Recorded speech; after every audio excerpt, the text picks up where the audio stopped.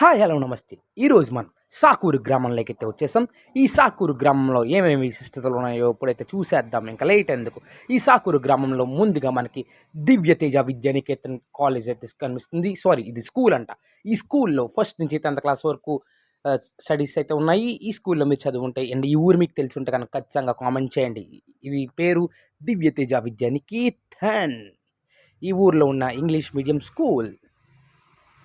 ఈ స్కూల్ చూసిన తర్వాత ఇంకా ముందుకు వెళ్ళిపోతే నాకు అక్కడ ఒక వినాయకుడి టెంపుల్ కనిపించింది. శ్రీ మహాగణపతి సహస్ర గురుదత్త మందిరం. ఈ టెంపుల్ 1994లో అయితే ప్రారంభించారు. ఈ సెంటర్ని గణేష్ సెంటర్ ఆర్ వినాయకుడి సెంటర్ అంటారు. ఇది సాకూరులో ఒక మెయిన్ సెంటర్. ఇది చూసిన తర్వాత మేము అలా స్ట్రైట్కి వెళ్ళిపోయాం. అంటే రామనగర్, అంటే ఆ టెంపుల్ దగ్గర నుంచి స్ట్రైట్కి వెళ్తే ఇక్కడ మాకు రామ్నగర్ కనిపించింది. ఇక్కడ రామ్నగర్గా ఉన్నట్టుగా ఇక్కడ టెంపుల్ శ్రీరాముడి టెంపుల్ అయితే మాకు కనిపించింది. ఈ రామాలయం ఇక్కడ శ్రీరామనవమి కూడా బాగా జరుగుతుందని ఇక్కడ ఊరి వారు చెప్పడం జరిగింది. ఈ రామాలయం మీరు ఎప్పుడైనా చూడకపోతే ఈసారి అటువైపు వెళ్ళినప్పుడు, అంటే సాకూరు వైపు వెళ్ళినప్పుడు ఒకసారి చూడండి. ఇక్కడ సీతారామ స్వామి వారి దర్శనం అయితే ఇస్తున్నారు. సాకూరు గ్రామంలో ఈ టెంపుల్ ఎదురుగా ఒక పెంకుటిల్లు అయితే కనిపించింది. ఇలాంటి పెంకుటిల్లులో ఉండడం నాకు చాలా ఇష్టం. ఇలాంటి పెంకుటిల్లు మీరు ఎప్పుడైనా ఉన్నట్టే కనుక కామెంట్ చేయండి. తర్వాత అక్కడి నుంచి ఇంకా ముందుకు వచ్చేస్తే ఇక్కడ మాకు మండల్ ప్రజా పరిషత్ ప్రాథమిక పాఠశాల 1 to 5th class government school కనిపించింది. దాని ఎదురుగానే కూడా మనకు ఒక హై స్కూల్ కనిపించింది, జెడ్పిహెచ్ స్కూల్ సాకూరు. ఈ హై స్కూల్లో మీరు చదువున్నట్టు మీకు మెమరీస్ ఉన్న ఈ ఊర్లో మీకు తెలిసిన వాళ్ళు ఎవరైనా ఉన్న కామెంట్ చేయండి అండ్ అలాగే షేర్ చేయండి. ఇది ఇక్కడ సాకూరు ZPH high school.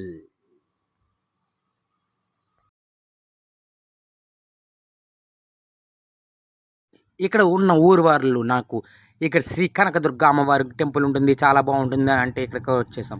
Shri Kanakadurga అమ్మవారి టెంపుల్ సాకూరు, చొల్లంగి గోపాల్ నగర్ సాకూరు. శ్రీ కనకదుర్గ అమ్మవారి ఆలయం ఇక్కడ కనిపించింది. ఈ అమ్మవారు తెల్లని విగ్రహం అయితే ఇక్కడ కనిపించింది. మేము వెళ్ళిన టైంకి అయితే ఈ టెంపుల్ క్లోజ్ టైమ్గా ఉంది. బట్ ఈ టెంపుల్ మీరు ఎప్పుడైనా ఇలా వస్తే ఒకసారి దర్శించుకోండి. సాకూరులో ఉన్న శ్రీ దుర్గాదేవి ఆలయం. ఇప్పుడు నాతో పాటు ఇంకొక చిన్న ఈ అబ్బాయి కూడా నాతో రావడం జరిగింది. ఇక్కడ కనిపిస్తున్న ఈ అబ్బాయి నాకు చాలా హెల్ప్ చేశాడు. ఈ ఊరిని మొత్తం నాకు పరిచయం చేసింది ఆ అబ్బాయి. అండ్ ఈ ఆలయం పక్కన ఒక సచివాలయం కూడా ఉంది. ఈ సచివాలయం ఇది గ్రామ పంచాయతీ సాకూరు యొక్క శ్రీ కనకదుర్గ అమ్మవారి ఆలయం ఎదురుగా ఉంది. ఇక్కడ ఇంకొక అబ్బాయి కూడా బాగా మాట్లాడడం జరిగింది. తను కూడా మన యూట్యూబ్ సబ్స్క్రైబర్ అంట. అండ్ ఈ ఆలయం ఎదురుగా నాకు ఒక వేప చెట్టు కనిపించింది.